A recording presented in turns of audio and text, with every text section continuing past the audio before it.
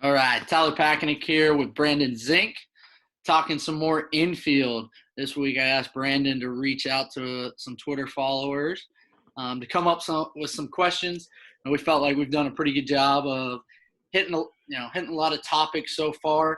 But we wanted to give people that might be watching or have watched past couple videos an opportunity to ask us some questions on maybe something that we might have missed or expand somewhere.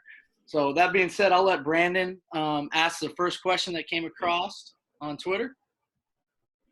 Yeah, so Nick Hernandez, Coach Nick Hernandez, who's a really good follow on Twitter, at NickHZ34, asked us, what are some creative drills you guys use to teach infielders to be cognizant of their internal clock on a ground ball?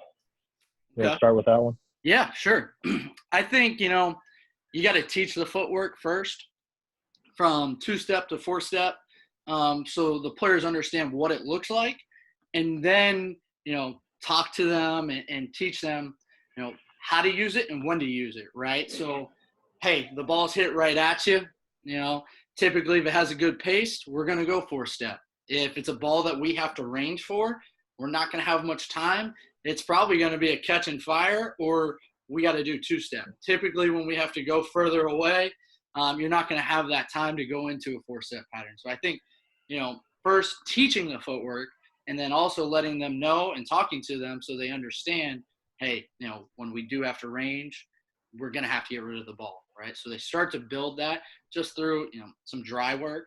What I really like, I think Clay Cox put it out a couple weeks ago where he colored some balls. I use something called the vector ball where it changes colors for me. Finding some color balls, you can find some colored tennis balls, but having the balls represent different runners, right? So if you're finding a wall, or if a coach can roll it to you or hit it to you, the balls start to create that. It's not an internal clock, but it's starting to make you think like, okay, I see red. Red means slow runner. All right, now I can go into four steps. So they start to think a little bit more while they do it, right? And then, you would progress to a stopwatch. Give the player a time depending on your level. That time would be, close to what you're going to see in game from the youth level all the way up to whatever, if you're working with pro guys. So then add that clock.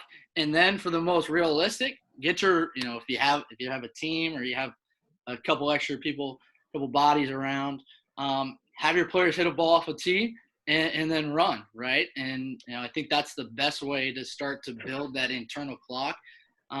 Typically, we'll do that drill closer to the season, come January when we're a couple weeks away. We'll have our guys go out. Usually it's our outfielders, or heck, we'll even get the pitchers out there sometimes just to hit some ground balls, and they have to try to beat it out. And then you can start to mix in double plays and put some runners out there and still have the guys hit off the tee. But it's a little bit more of a controlled setting. And then, the progression from there, I guess, is BP. Have your guys run out after the last play. You can put on like a hit and run. So you're going to hopefully get some more ground ball action and more work for your infielders. But then, they actually see the runner. So that would be kind of my progression to building that internal clock. What about you, Szink? No, I agree with that progression. I think one thing that we kind of forget about is, or not really forget about, but one thing we forget to talk about, especially young guys, is how quickly the game moves, right? I saw a tweet earlier today of somebody put it out of the lowest average home to first major league guys. I think Kevin Kiermaier was the first one, and obviously he was like a sub-4, and then there's some other 2 or 3 other guys sub-4, and then guys teetering that 4-second range. But I think that's the big key with the clock is guys need to see how quickly that is, how quick that moves. And then, to go with you on your drills, I think changing up the ball type is great from a footwork standpoint. But then going with those colored balls or the vector ball, something that's shaped like a baseball, is really good when you have to then throw, because you're getting that feel. Some other things that I had kind of written down here, verbal cues. So if we're doing fungo work, right, and I'm a coach, I'm calling out pre-hit. or even if I'm feeding a hack attack, right? Calling out pre-feed, slow runner, average runner, fast runner. Yeah. And then I think it's important, with that said, I think it's important that guys know where those times are. So I've seen coaches do, below 4.1 as a fast runner, and then 4.1 or 4.1 to 4.3 as an average runner, and then above 4.3 as a slow runner. So kind of figure out at your level what that is, slow, average, and fast, and then Szink, and then before you get any the top further, of that. Yeah. we as infield coaches, I think we forget about that. We'll go out and just take ground balls. We'll hit ground balls and say, hey, throw to first, right? We give no purpose behind it. I think it's great, right? It's simple. It's as simple as saying, hey, fast runner, right? Hit a ground ball. And yeah, we might, and you do a great job of breaking it down, like, hey, fast runner is this and this, but hey, we hit a ground ball and we told him it was a fast runner, and then we watched him do a 4-step pattern and they had a range after it. I mean, that's a good teaching point. Like, hey, what were you thinking there, right? I yelled out fast runner, and I just watched you do a 4-step pattern, and you might not have the stop clock on them right at that point, but it's like, hey, what were you thinking? And they might come up with, hey, I still thought I had some time. And that's where we can say, hey, challenge yourself. It's practice, right? Try to get rid of that ball quick and see if you can get it there, right? So they start to build that awareness.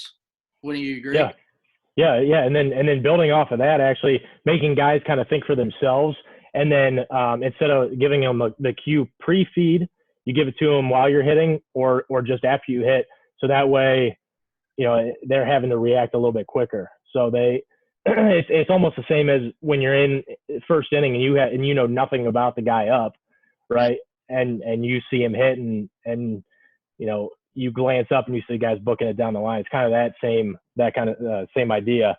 I mean, that's travel ball guys who, that never played the kid before, right? And absolutely. He's a fast or slow runner. Yeah, So you just have the right? Yeah, you just had the thought process of a leadoff guy. Maybe he's quick. Right? Yeah.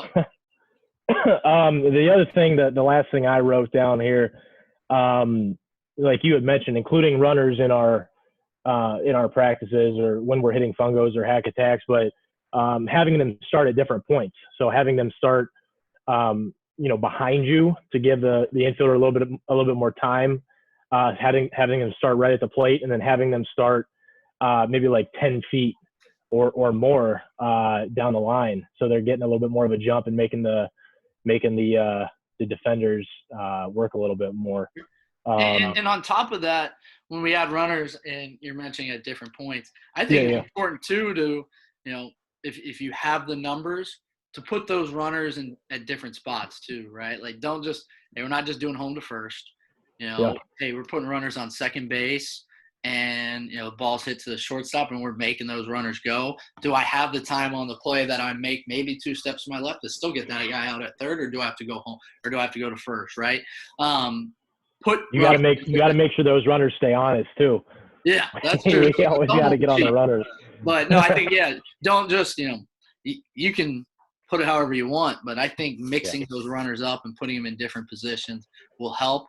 And then yes, obviously we might not have a team full of fast guys or a bench full of fast guys, but put them in different starting points, right? Hey, we're gonna simulate. We got a slow pitcher out there running right now. Hey, you can start a couple steps ahead, so they simulate. Hey, I got to get rid of the ball a little quicker, right? Yeah, so. Take pitchers that aren't doing anything. Take outfielders. Take even group your infielders. You guys are going to run right now. You guys are going to field. That's how I've done in the past. And then to go back to the stopwatch thing, if you have the resources, trying to have it like out there as a visual, up on like a screen, like a clock where it translates right to it. That's great, but if you don't, make sure you're yelling it out, right? Like 1 second, 2 seconds, 3 seconds. So those guys understand and know where they're at. You can start off where, hey, you're not mentioning it at all. You're just saying, hey, we got a slow runner, and then just call it out after the fact, just so they, it's a little bit different and they start to have to build like their internal clock. And then you Yeah. can work to actually yelling it out. You start to put some pressure on them, right? Because they hear that time and that time's ticking pretty fast. So they have to work a little bit more. It's a little bit more of a challenge. Sure. So, all So right. move on. Yeah, I think the second question came from our guy, Matt Cada. What are some small-sided games, challenges in the backyard, driveway, or basement that players can play and incorporate some of the skills they are working on? Get them competing a little bit and having some fun. Again, that came from Matt Cada. Matt K8A. Our boy. Yeah, Zink.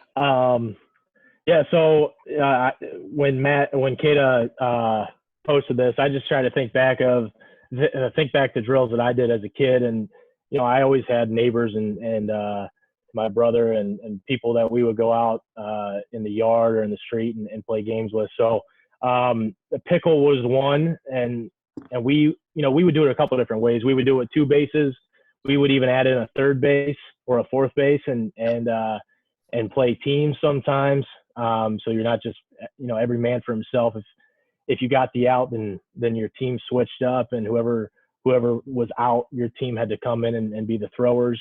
Ground ball knockout was one that we would do where, and again, you could do teams or you could do individual, but you're just you have barriers to your left and right, and you're just trying to roll that ball in those barriers and knock the guy across from you out. You could even do it pig or horse, just like in basketball. One we did in high school was shuffles. So ground ball shuffles. We would have a partner, and that partner, again, we have barriers. Maybe we don't have barriers, but we were shuffling left and right. Our partner was kind of pushing us, and we had to kind of beat our own personal best in 30 seconds or 45 seconds or a minute. And then shuffle knockout, to where you're trying to knock your partner out in the same kind of setting. And then the other one that we had just talked about, you and me, before we jumped on here was 500, to where you're this is more of a fly ball one, but it's still working on defense, right? You're throwing the ball up and you're calling out how many points that ball is worth, and you're trying to catch it. I think you can do it with teams. I think you could do it with individuals. Sure. I think those are great. Same thing. Like, I thought about, what were some games that I really enjoyed when I was a kid, and I thought back to, heck, it was Little League. I'd always beg my parents to get to the field way before my game, because I knew, like, some of my teammates and kids in the league were going to be finding like the closest wall and playing wall ball. So, we'd set up, heck, probably 10, 15 yards away against the wall. Whoever started with the ball would throw it up, and you had to alternate. Like, the person that threw it couldn't catch it. Somebody else had to. And if they bobbled it at all, or if they dropped it, or if it hit off of them, they had to run to the wall before someone else picked it up and threw it. Or if you threw it to the wall and it bounced first, you got to run to the wall before someone else gets it to the wall. I think that drill is great for a lot of different reasons. We go back to like the internal clock, know the runners who are running up. Sure. But also, you got to be quick. You got to be quick with transfers, especially if someone bobbles it and you're going to get it.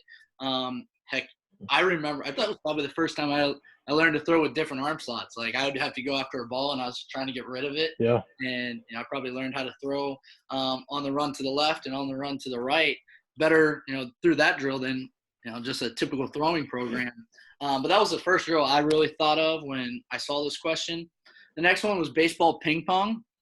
I think Kai came up with this a couple years ago, and then I tested it out with a couple of lessons, and they absolutely loved it. A lot of kids will go out and play foursquare, and already will draw the chalk on the sidewalk for foursquare. Well, take that and find a tennis ball and get your glove and do some ping pong. How that works is the ball can't hit your square more than once. I've done it where you can catch it in the air. If the person's going to let it, throw it up in the air, that's fine. Go get it, and then you can slam it on them. Or, you have to let it bounce in the square too, whichever one. And then you can mix it up. Not only just catch it with your glove, now you got to catch, flip to your other hand, and flip back to the glove. So there's like a little transition period.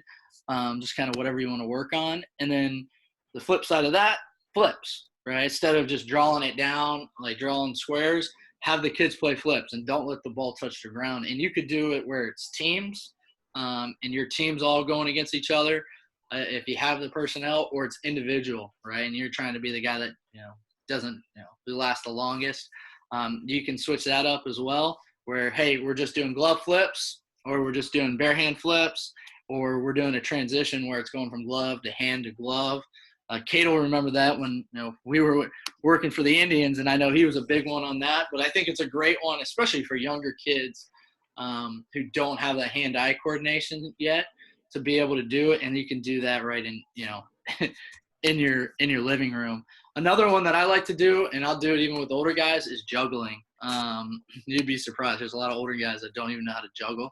So you can start off with 2-ball and then work to 3, and then you can get to wall juggling, right? And you saw, I think it was Trotsky had the famous tweet a couple of weeks ago where he was doing, how fast, how many can you get while you're wall juggling.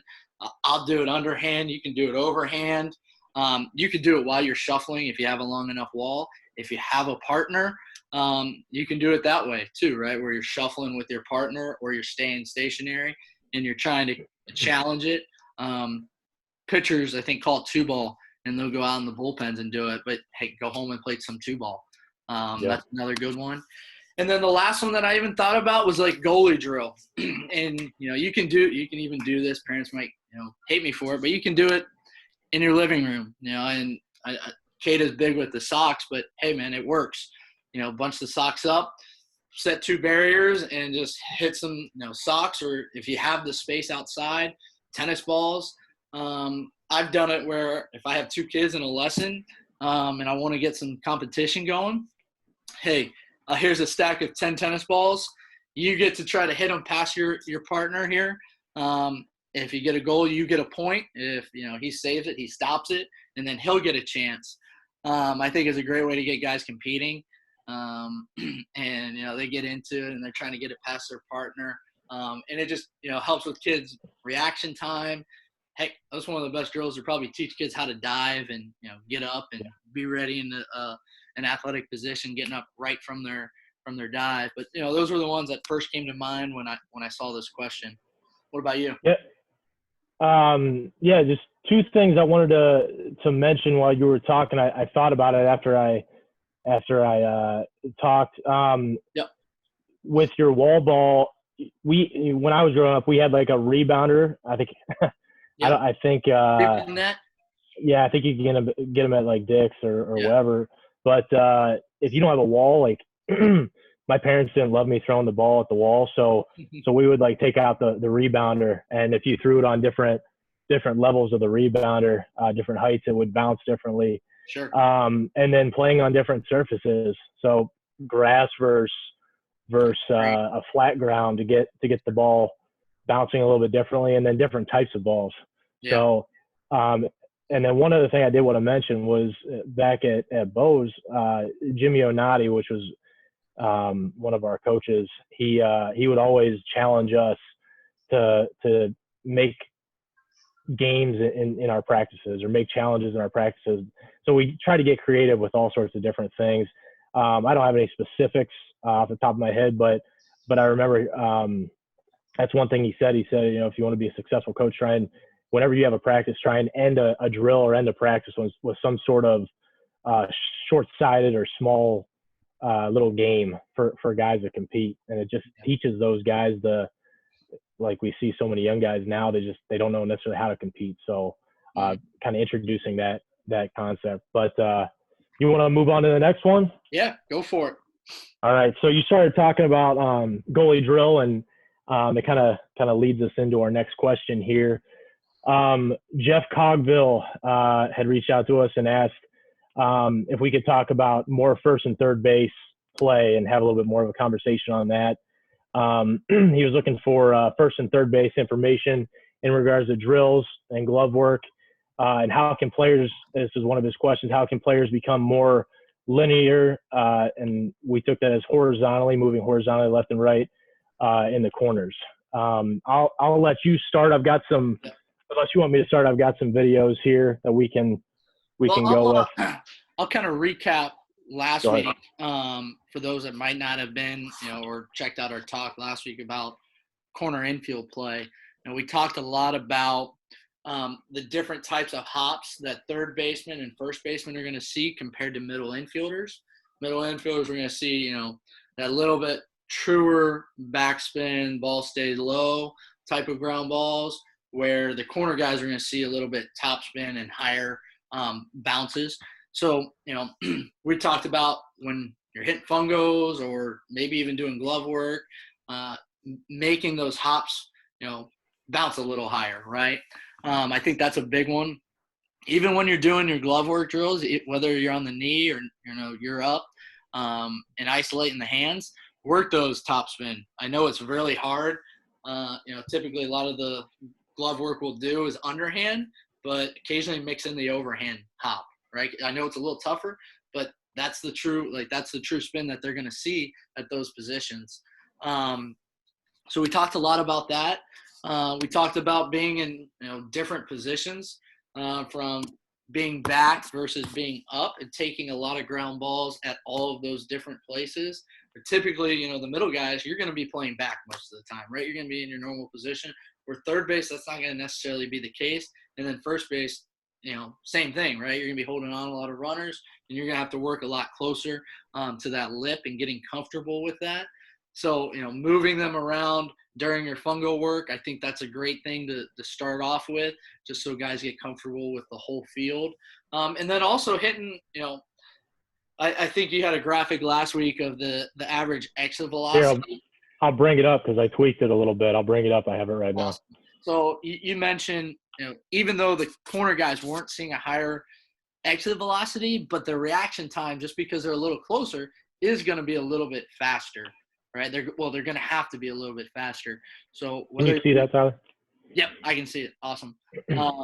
So maybe whether that's the fungo guy starting up a little bit more, or you're going to have to set the hack attack up for a little bit higher speed, just so hey, they are going to have to work real quick side to side. And I think those are just a good couple quick starts that we talked about last week. Did I miss any? No, what I was kind of thinking about it. I was kind of thinking about it this morning after Jeff asked it. With the increase in we talk hitting, obviously, and we understand that there's an increase in exit velocity and focus on exit velocity. Yeah. So with that being said, as infielders, we have to be even that more prepared defensively to. And I mentioned last week, to be goalies in the corners, right? And that doesn't mean stopping our feet or getting stuck. No. I'm going to bring up a video. I was thinking about this too this morning, and I never played hockey and I don't know hockey. Sure. I've been to some Columbus Blue Jackets games, but I looked up Bobrovsky, who was the Blue Jackets goalie last year, because I wanted to see how his feet moved. Yeah. And I wanted to compare it to a third baseman. And I heard somebody say it, goaltenders, they tend to get stuck. Well, it's not really true, right? They don't get stuck. They're actually working in a tighter space, and all of their balls are kind of funneling in where ours are kind of funneling out. So we have to be able to work left and right. But like I said, the biggest thing I want to see was his feet, his footwork. So we see he's got a shooter coming in towards him this way. Can you see my cursor? Yep. So he's got a shooter coming in this way. Let me try and expand this if I can. That's okay. So shooter coming in this way, you're going to see his feet, and I think I've slowed this down. I did. So you're going to see his feet move with the shooter, move backwards with the shooter. The shooter's coming at him. Yep. But his feet are moving with a rhythm, just like we're going to talk a little bit with third baseman. So we see him, he's in his nice athletic position. Now he's moving right, left, and he gets down low where the puck's coming from. I thought that was kind of a cool, and here's what's different with him versus a third baseman, right? He can get down to his knees because he doesn't have to pop up. Yeah. right? He doesn't have to make a throw. So he can get down as low as he wants, stay big, but get compact at the same time, kind of like we talk about with catchers. Yeah. But I thought that little kind of shuffle that we saw with his feet was very similar to what a third baseman would do, but obviously moving in different directions. Just having those steps, having those, what do we call them? Ready steps or pre-field steps. Sure. Did you want to add anything to that? I've got another video here. I'm going to bring up. I'll let you show this video, and then I have one as well. But no, I think the goal. I talked about the goalie drill in the last question, but heck, goalies, you're gonna have to move one direction, and you still you don't know where that ball's gonna get or the puck's gonna end up, right? And you might have to end up going back. Their feet are constantly moving, but they do. You got to work in a tight space. Side to side, right? They're not typically working forward, and they're working a little bit back, especially when they start to the guy gets a little closer to them, they start to work back, but, they are working a lot, side to side. And they're adjustable too, right? I don't want this to be a hockey talk, but they have to be adjustable to where you might have a guy come in from your left and he passes to a guy on your right, and you have to be quick enough to go that way. Got to be over on the other side.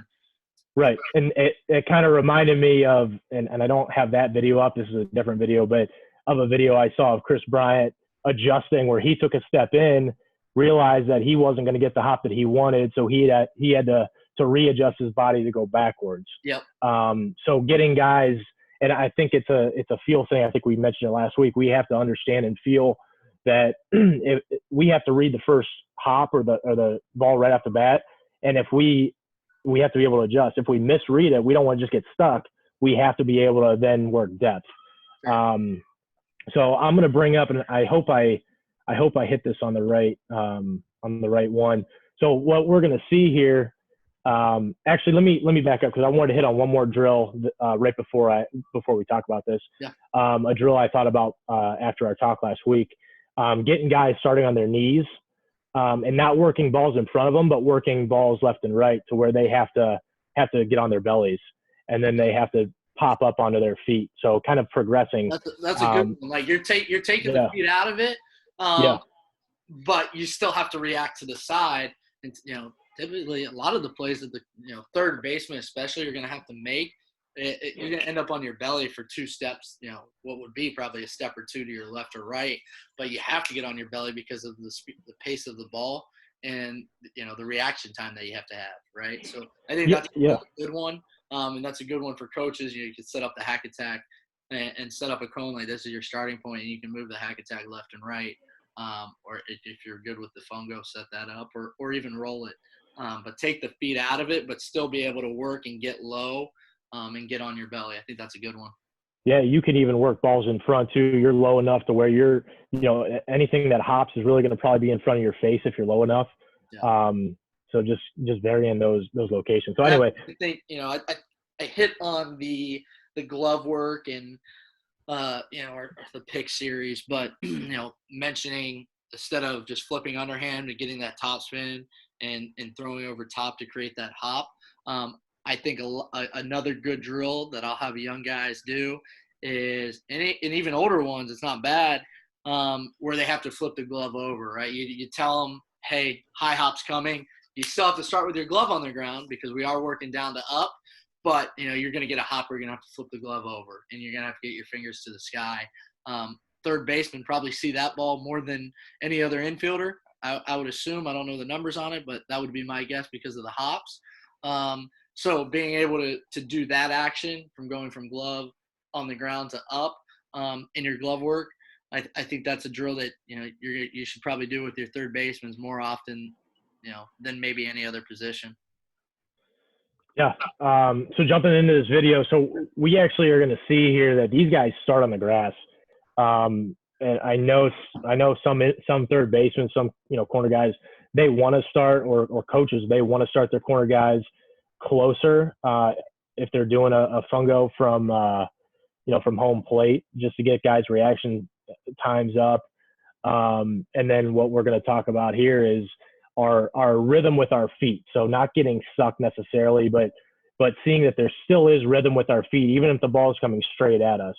And again, I hope I stopped this at the right one, but we're going to see that's to his left. We're going to see some of these guys here. Let me try and find the right one while I'm talking. We're going to see some of these guys.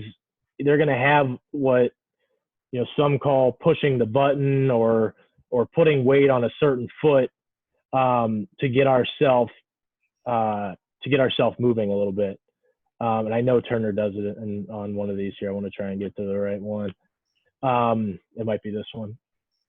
But you'll see his right foot. He'll start to put. Come on. That's all right. Yeah, play it out. So anyway, we'll see, and this will actually take us into another point here. Let me talk about it while we're here. So we talked about, or Jeff had asked, moving laterally and horizontally, right? So one thing I noticed with these guys, as I'm watching this video, as I was watching earlier, their first step, if they're going left and right, is a directional move that way. Look at Turner's foot, right? Yeah. So you're going to see him go, to his right, but then he's going to start to gain depth, right? So his first step is going to take him, and we see it. His first step is with his right foot, and he's going to push with that right foot to gain some ground, but it's not directly backwards, right? We're not automatically gaining depth. So he reads with that step, and then he says, okay, now I got to get some depth and get the hop that I want right there. Yeah. Did you want to add to that at all? No, I think that's a good point, right? Like your first move can't be back. You don't know the hop just yet. So your first step being that horizontal move is important, because you might, like, that ball could have been a little bit higher where he might have then had to attack forward, right? Or, the ball that it was, you take that step right, and then you see it, and hey, I got to get back because this is going to be a tough in-between hop, and now I'm going to create it and make it that high hop. So, no, I think that's a good point. I think this is Rob Seged right here, if I'm not mistaken. So I've always called these steps our read steps for any infielder, and it's where we start to push down or start to get to a spot to where we feel comfortable moving. So you'll see his right foot kind of steps, and this is post pre-pitch, right? So his right foot steps, and then he starts to gain ground into where he wants to go. I want to find the one of Turner if I can, though, because he shows it I want really to mention well. something real quick too. I've seen it.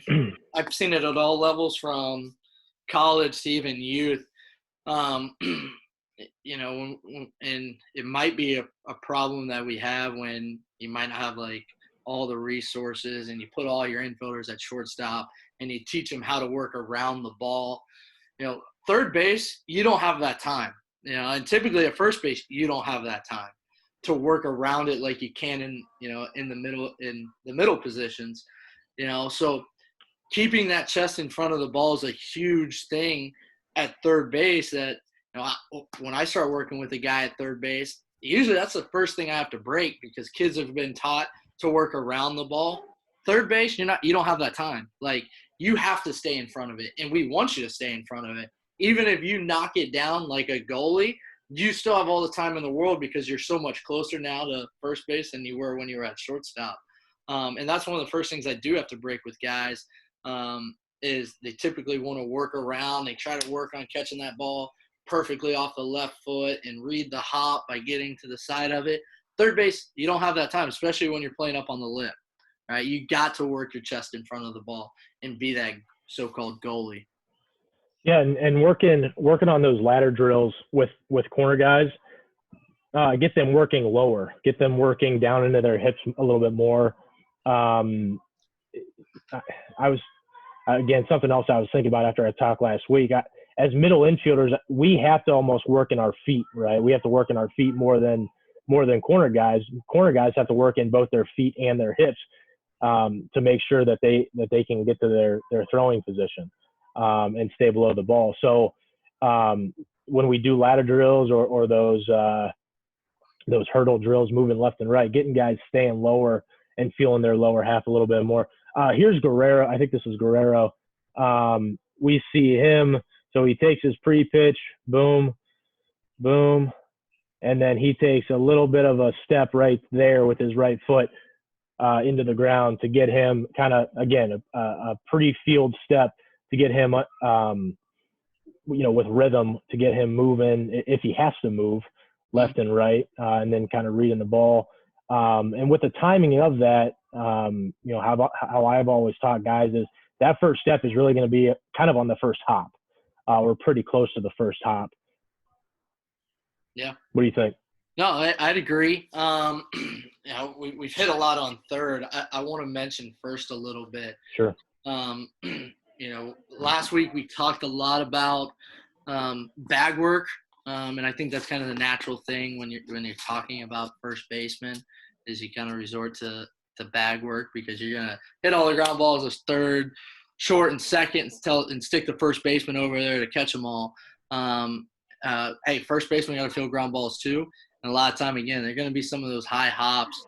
I don't think it's necessarily a bad thing to put first baseman over at third base just so they get those hops.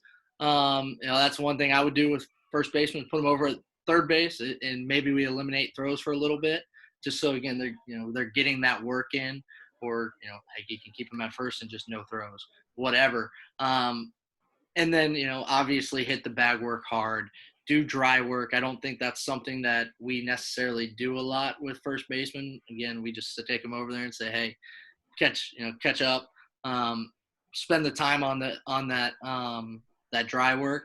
And then again, if you have the time and the resources, grab your fungo and, get 90 feet away, whether that's staying on second base or moving around different angles and hitting it to the first baseman while they're on the base. So, it's a little bit higher velocity, might be better than you just throwing it, and then them picking, right? I'd say those are some drills that I don't know if we talked about really or got in depth with last week for first baseman, but I didn't want to leave them out.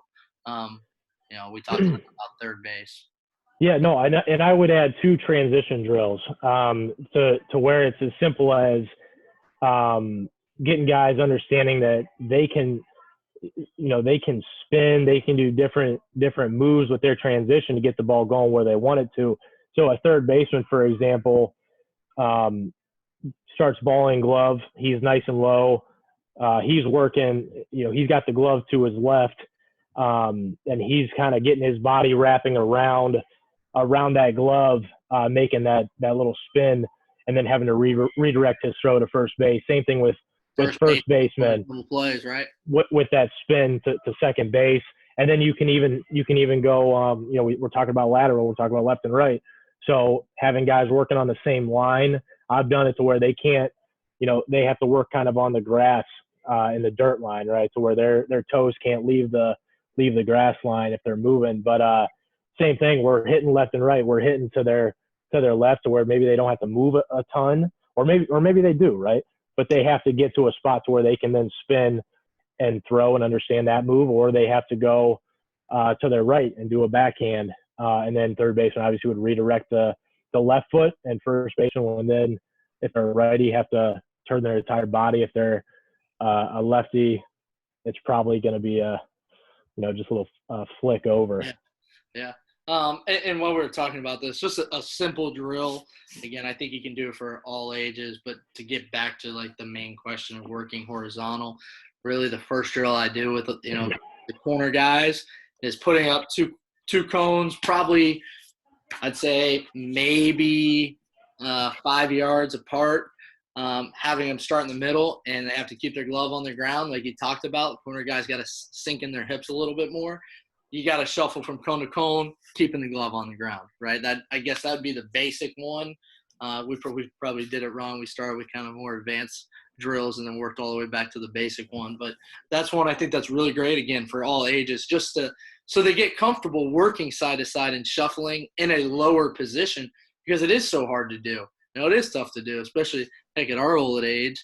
I try to get out there, and it is tough to sink into the hips a little bit. So just getting them comfortable with doing that, I think that that's a simple drill that you can do anywhere. Yeah, you can add in different hops. You can use different balls. Actually, another one I've seen, I've never done it, but you've got 4 cones, right, and 4 corners. Mm-hmm. The cones are probably, maybe 5 yards apart, right? Yeah. And you're just kind of pointing to the cone they go to. They shuffle to that cone, and maybe they're going diagonal, maybe they're going left, maybe they're going right.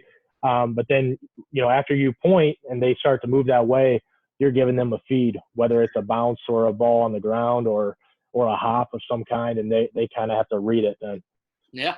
Awesome. All right, man. Well, I think we knocked those 3 questions out of the ballpark. Thought it was a great chat. It was great to hear some topics that some followers put out there. Hopefully, we answered them and shared our knowledge for some of those ideas. But Szink, appreciate you taking some time and looking forward to some more talks. Absolutely. Hey, definitely add in, Ty, too. Anybody that watches these that has questions, tweet us, or if you have our emails or phone numbers, send them to us, and we'll try and hit on them moving forward here. For sure. Appreciate it, Szink. Thanks.